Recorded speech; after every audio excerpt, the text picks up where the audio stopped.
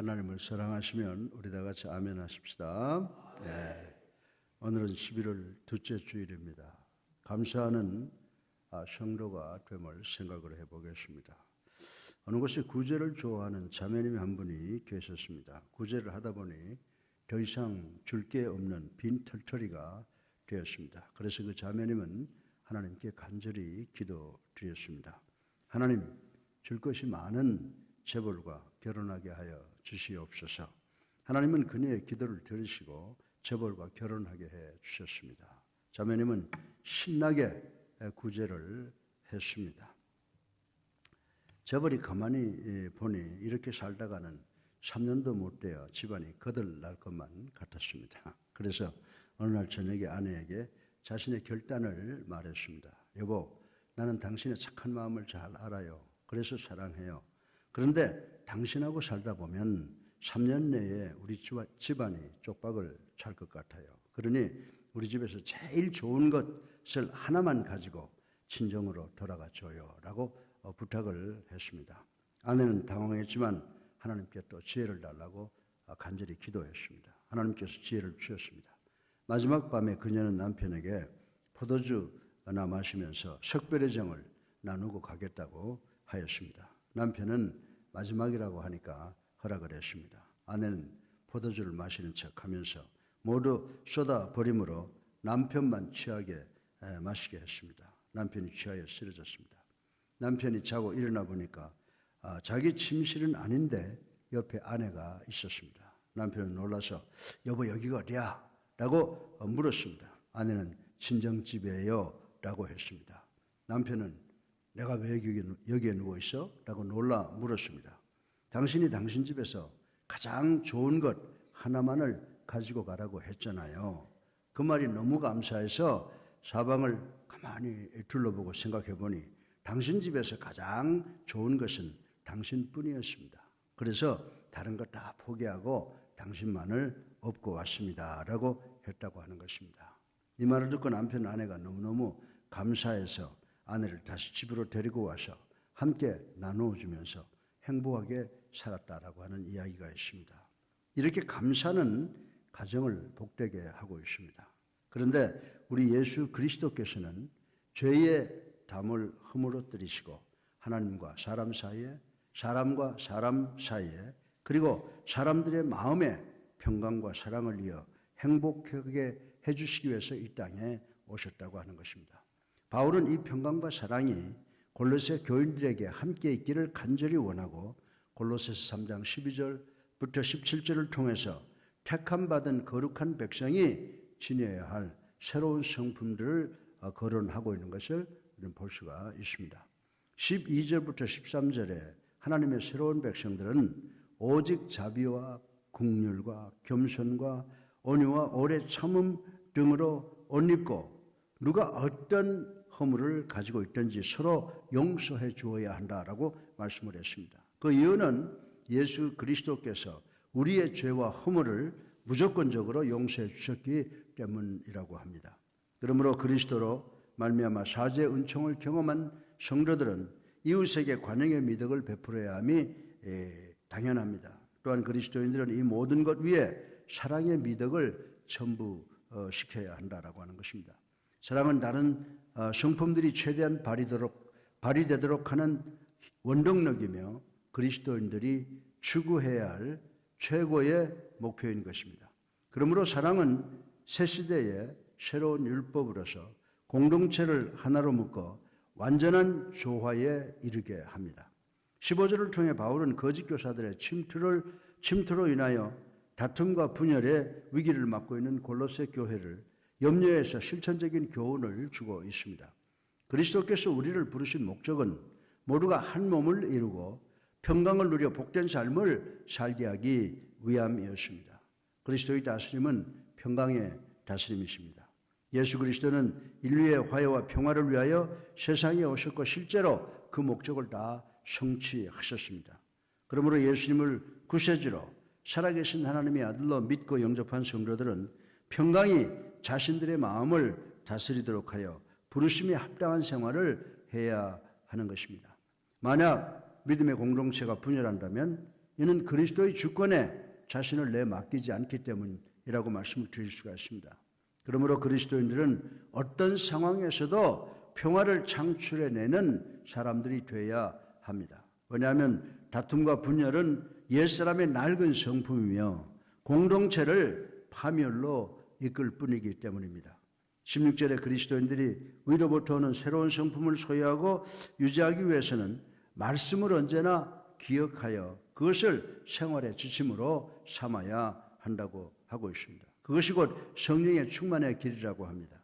바울 선생은 에베소서 5장 18절에 말씀의 충만함과 성령의 충만함을 거의 같은 의미로 사용하고 있는 것을 볼 수가 있습니다.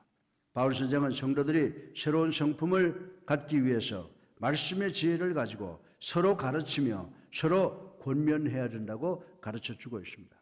그리고 시와 찬미와 신령한 노래로 서로 위로하고 권면하며 하나님의 놀라운 은총을 입은 자로서 늘 하나님을 찬미하는 생활을 해야 한다는 것입니다. 이는 그리스도 안에서 행하신 하나님의 권능의 역사를 감사하는 데서 비롯합니다. 그리고 성령의 충만함을 누리기 위해서는 반드시 풍성한 말씀 안에 거해야 하며 그래서 기독교의 윤리 덕목을 꾸준히 실천할 수 있는 능력을 부여받게 되는 것입니다. 또 결론적으로 17절에는 그리스도인들은 무엇을 하든지 주 예수의 이름으로 해야 한다고 거론하고 있습니다. 다시 말하면 그리스도 중심적인 삶을 살아야 한다는 것입니다. 이 의미는 그리스도인들은 어떤 말이나 행동을 하든지 그리스도 예수의 대리자처럼 해야 된다라고 하는 것입니다. 이렇듯 바울이 교훈하는 새 사람의 새 성품이란 self-centered life, 자기 중심적 인간성으로부터 벗어나 Christ-centered life, 그리스도 중심적 성품으로 변화되어야 함을 주장을 하고 있습니다. 성도들은 개인의 화평만을 추구할 것이 아니라 위로는 하나님과 그리고 주변의 형제 자매와 화평까지 도모를 해야 합니다. 즉 성도들은 어느 곳에서나 화목을 이루는 피스메이커가 되어야 한다는 것입니다. 우리 성도들은 진리를 추구한다는 명분 아래 늘 분쟁을 일으키는 사람이 되어서는 절대로 안 된다라고 하는 것입니다. 어느 산골에 어떤 어리석은 농부가 논과 밭을 일구고 살았습니다.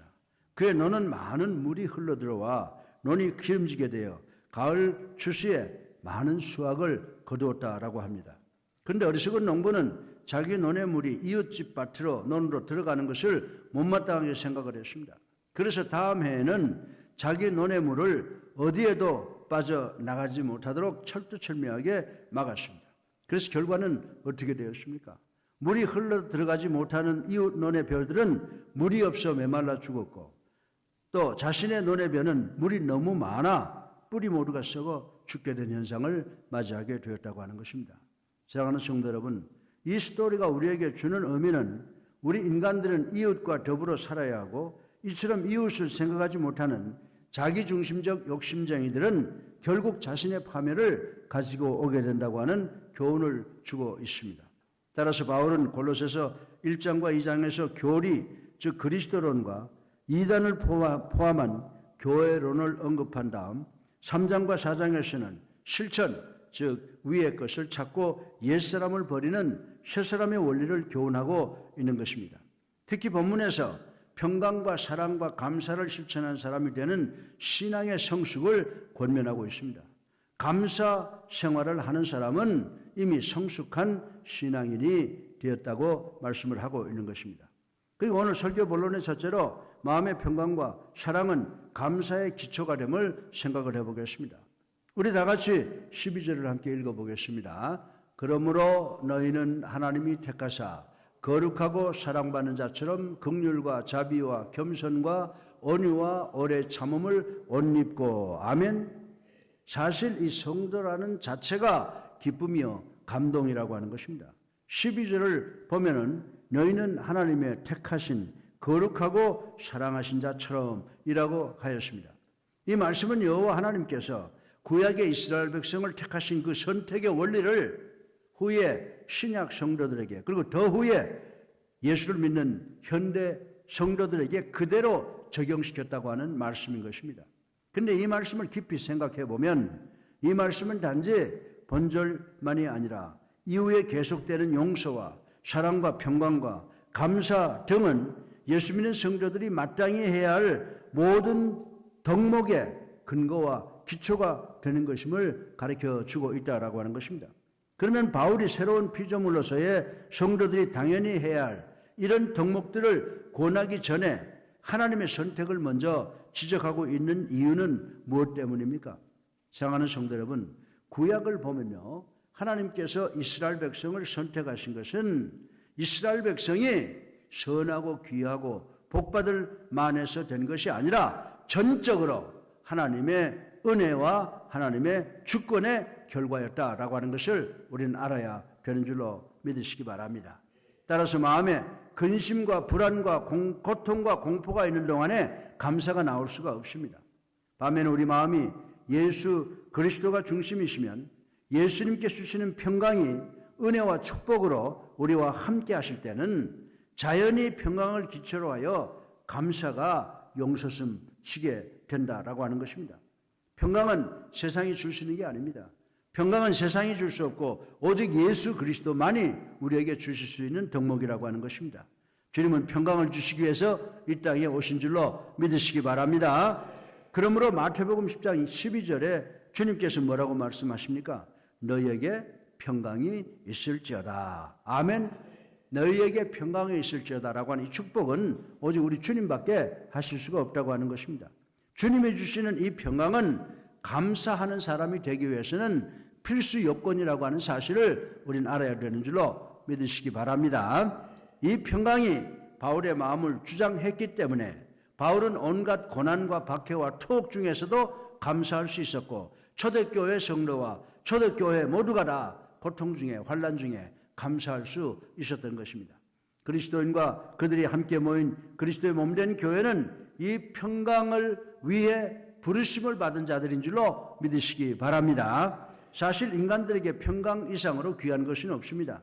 평강만 있으면 바랄 것이 없습니다.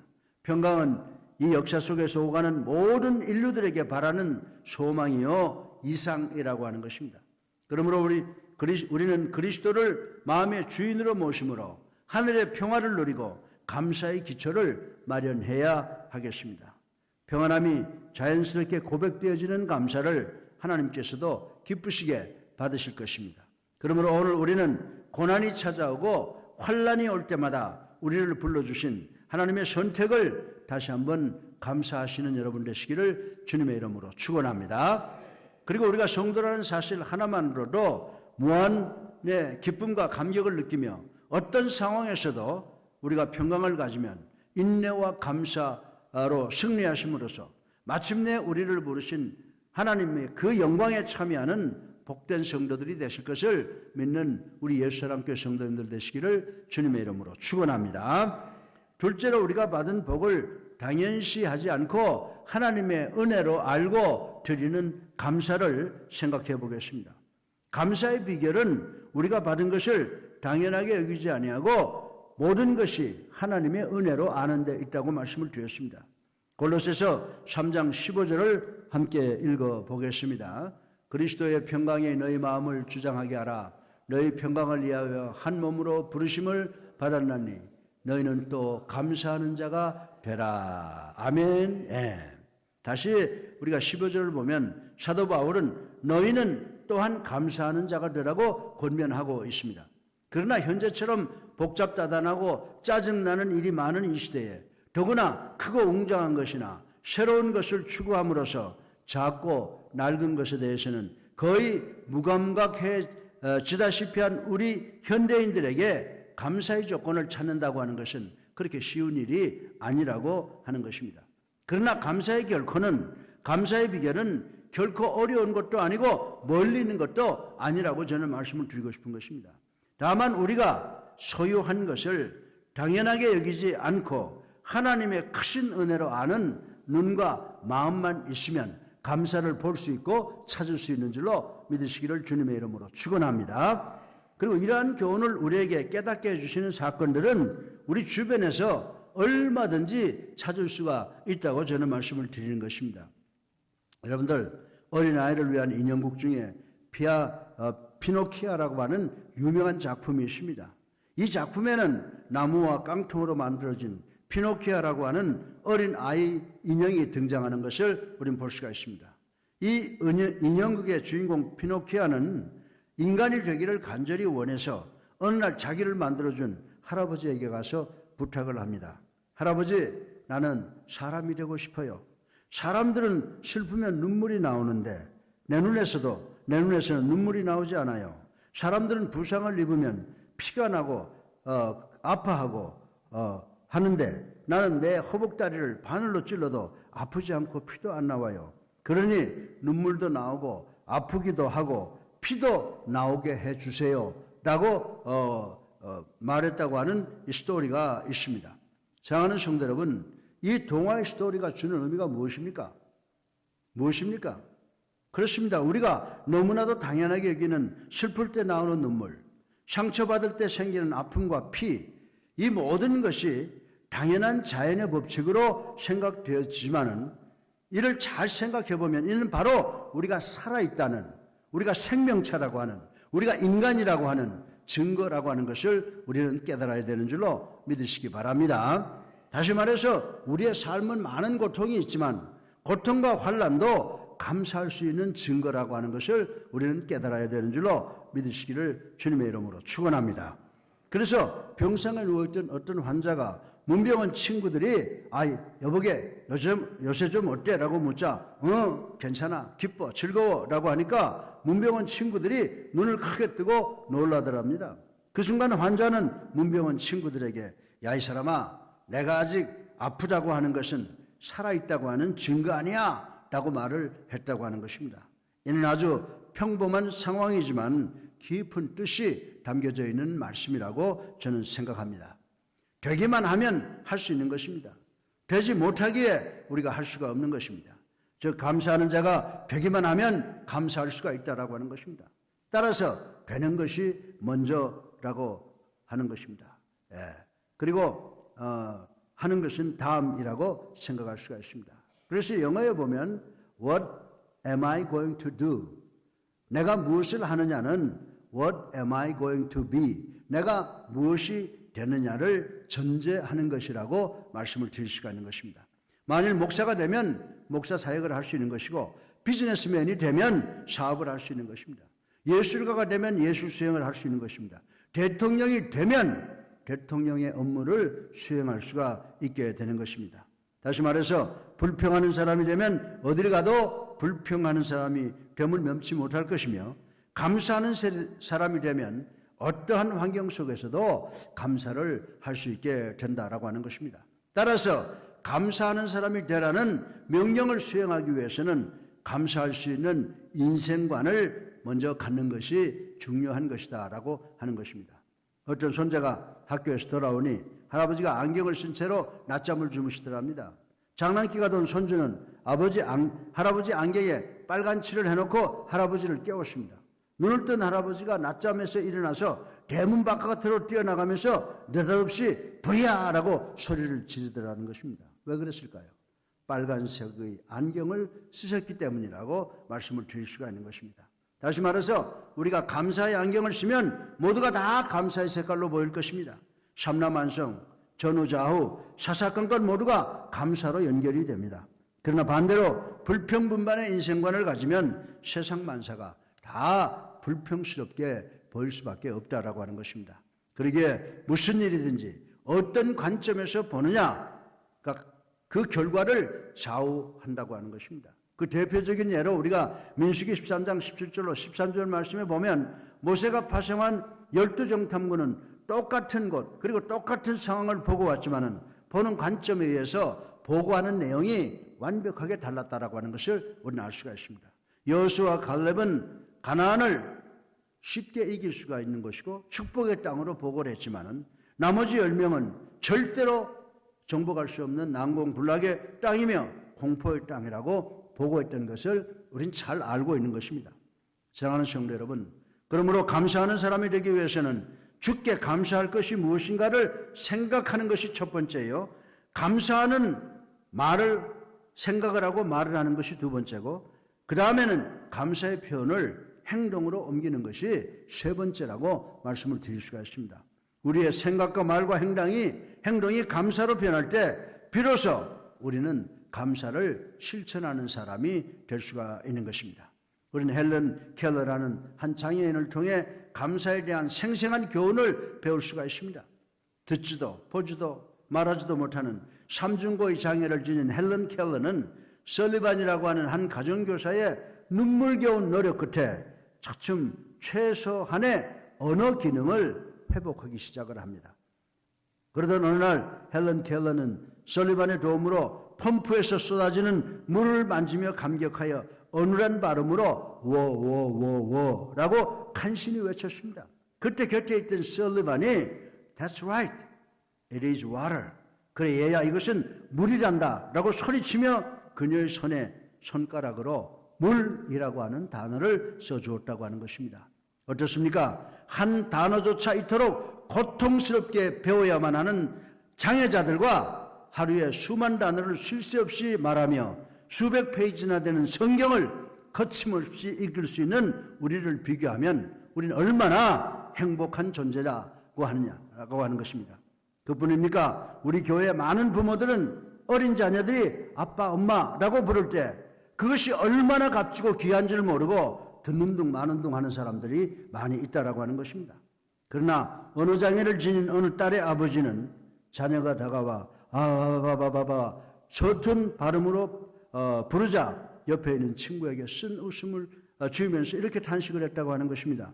내가 겨우 이 한마디를 듣기 위해 매달 무려 수백만 원이나 투자하는데 앞으로 더 많은 말을 들으려면 얼마나 더 투자해야 하는지 라고 걱정을 했다고 하는 것입니다. 사랑하는 성도 여러분, 그러므로 여러분은 자녀들이 다가와 말을 걸 때 그것이 얼마나 값지고 귀한 일인지 생각하시며 하나님께 감사드리는 여러분 되시기를 주님의 이름으로 축원합니다. 그리고 눈을 들어 아름다운 자연을 볼 수 있고 자유롭게 걷고 뛰며 호흡하고 들을 수 있는 사실을 당연한 사건으로 여기지 말고 하나님의 은혜인 줄 알고 뜨겁게 기뻐하고 감사하시는 여러분 되시기를 주님의 이름으로 축원합니다. 사랑하는 성도 여러분, 현재 고통과 슬픔을 느끼시고 있습니까? 이 현상에서도 살아있다는 증거로 아시고 하나님께 감사하시는 여러분 되시기를 바랍니다. 더 나아가서 여기에 더하여 우리에게 구원의 약속과 천국의 소망이 있다는 사실 앞에서 무한한 감사를 드리시기를 바랍니다.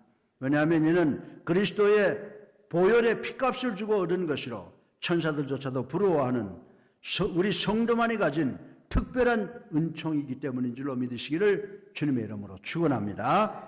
셋째로 마지막으로 늘 감사로 생기는 빈 마음을 채우는 삶을 사시는 것을 생각해 보겠습니다. 우리 다 같이 16절을 함께 읽어보겠습니다. 그리스도의 말씀이 너희 속에 풍성히 거하여 모든 지혜로 피차 가르치며 권고하고 시와 찬송과 신령한 노래를 부르며 감사하는 마음으로 하나님을 찬양하고 아멘. 16절을 보면 사도 바울은 골로새 교인들에게 하나님의 말씀이 마음에 충만히 거하게 하며 시와 찬미와 신령한 노래를 부르고 감사를 넘치게 할 것을 권면하고 있는 것을 우리는 볼 수가 있습니다. 다시 말해서 사도 바울은 5절 이하를 통해 옛 지체를 죽이고 옛사람을 벗어버리는 것을 권하는 동시에 10절 이하를 통해서 대신 새사람을 입고 마음에 하늘의 신령한 것들로 채우라고 권면하고 있는 것입니다. 그런데 이는 세상의 물리적 차원에서 보거나 영적 차원에서 너무나 당연한 권면이라고 말씀을 드릴 수가 있습니다. 라틴어의 격언에 보면 자연은 진공을 싫어한다, 빈 깡통을 싫어한다라고 하는 말입니다. 이와 마찬가지로 하나님이 창조하신 세계는 물리적인 세계든 영적인 세계든 비어있는 것이 아무래도 없기 때문이라고 하는 것입니다. 그렇다면 우리 성도들은 어떻게 해야 합니까? 우리는 우리 마음속에 반드시 땅의 것을 비운 다음에 하늘의 신령한 것들로 충만하게 채워야 되는 줄로 믿으시기 바랍니다. 왜 그럴까요? 성경은 이에 대해 여러 가지 말씀을 통해 분명한 해답을 우리에게 주고 있습니다. 누가복음 11장 24절로 26절의 말씀을 보면 주님께서는 더러운 귀신이 나간 후에 돌아와 그 집이 정돈된 것을 보고는 더 악한 귀신 7을 데리고 와 빈집을 채웠다고 하는 사탄의 비유를 들어 말씀하신 것을 읽어볼 수 있기 때문입니다. 이는 성도는 세상의 것을 비우되 신령한 것으로 채우라는 명령입니다. 우리 마음을 빈 채로 두면 이전보다 더 상황이 나빠지게 된다는 것입니다. 그렇다면 이것이 단순한 비유입니까? 아닙니다. 그 대표적인 예가 바로 유대인들이라고 말씀을 드릴 수가 있습니다. 즉 유대인들은 하지 말라는 구약의 율법에 문자적으로 얽매인 나머지 율법을 지키느라 하지 말라는 일을 하지 않습니다. 그러나 그 빈자리를 선한 일로 채워야 한다고 하는 것을 알지 못했다라고 하는 것입니다. 그 결과 유대인들에게 남은 것은 빈 마음을 채우는 대신 외적 형식적에 차갑고 굳어버린 경직된 율법주의 그리고 가식과 위선만이 남아있게 되었다라고 하는 것입니다. 그들의 외면은 가장 아름답고 경건한 모습을 갖추고 있었으나 내면은 탐욕과 냉욕으로 가득 찬, 다시 말하자면 회칠한 무덤과 같은 존재들이 되고 말았다라고 하는 것입니다. 사랑하는 성도 여러분, 감사하는 사람의 삶은 주님께서 주시는 평강으로 빈자리를 충만히 채움으로 밝고 명랑하게 되나 감사가 결여된 사람은 빈 마음 때문에 생활이 어둡고 침침하게 된다라고 하는 것입니다. 더 나아가서 감사하는 사람은 평강이 충만함으로 마음으로부터 적극적이고도 활동적이 되어 어떤 문제를 만나든지 문제들을 어렵지 않게 해결할 수 있는 능력이 나오게 된다고 하는 것입니다. 사랑하는 성도 여러분, 실망이나 좌절이나 포기 등을 모른다는 것이 감사하는 사람이 지닌 큰 무형의 자산인 줄로 믿으시기를 주님의 이름으로 축원합니다. 그러나 그보다 더 큰 소중한 자산은 감사하는 사람에게는 반드시 전전능하신 우리 하나님께서 함께 하신다는 사실을 믿는 여러분 되시기를 주님의 이름으로 축원합니다. 하나님은 감사하는 자의 하나님이십니다. 다니엘 6장 10절을 보십시오. 다니엘은 다리오 왕의 부하들의 계략에 의해 하나님께 기도하면 처형될 것이 선포된 것을 알고 있었습니다. 그러나 다니엘은 예루살렘을 향한 창문을 열고 하루에 3번씩이나 무릎 꿇고 하나님께 감사함으로 하나님의 놀라운 신앙을, 하나님에 대한 감사를 보여준 것을 우린 잘 알고 있는 것입니다. 사랑하는 성도 여러분, 감사는 우리의 환경을 변화시키는 줄로 믿으시기 바랍니다. 나뿐만이 아니라 이웃의 삶까지도 변화시키는 능력을 갖고 있습니다. 그러므로 우리 가정과 직장, 사업 또한 우리 사회를 변화시키기를 원하는 자들은 감사로부터 삶을 시작해야 된다라고 하는 것입니다.